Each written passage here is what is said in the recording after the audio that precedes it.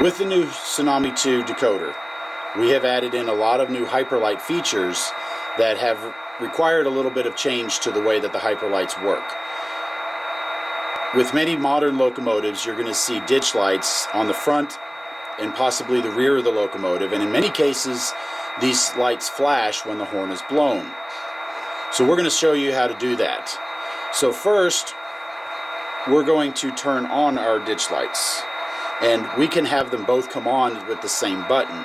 Function mapping in CVs 1.259 and 1.260 control the FX3 and the FX4 lighting effect function buttons. So to do this, we can set those to the same button, which in this case will be button 24, so that when you turn them on, they will come on together.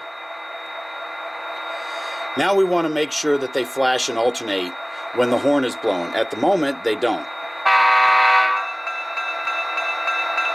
So let's set that up. So first we're going to program CV51, which is for the FX3, and we're going to set that to a value of 73. And what 73 represents is you're going to represent 9 for type 1 style ditch lights, and type 1 ditch lights stay on solid and then will begin to flash when the light or when the horn is blown.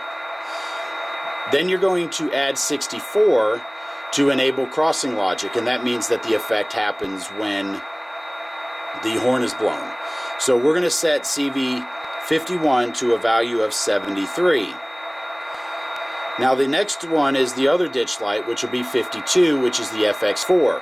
We're going to use the same two values here. We're going to use 9 and 64 for type 1 ditch lights and crossing logic enabled. But we're going to add 32 so we can have phase B enabled, which will be the lighting effect 180 degrees out of phase with the other, so that way one will be on and the other will be off at the same time. So 73 plus 32 equals 105.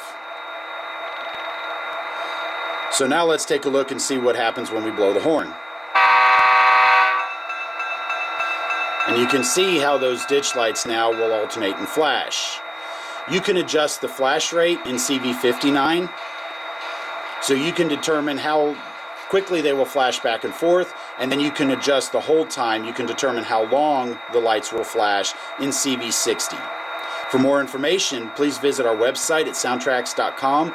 Under the Manuals tab, you'll see the Diesel User's Guide for the Tsunami 2. This will explain this and more that you can do with your Tsunami 2. And if you have any questions, please call us. We'll be happy to help.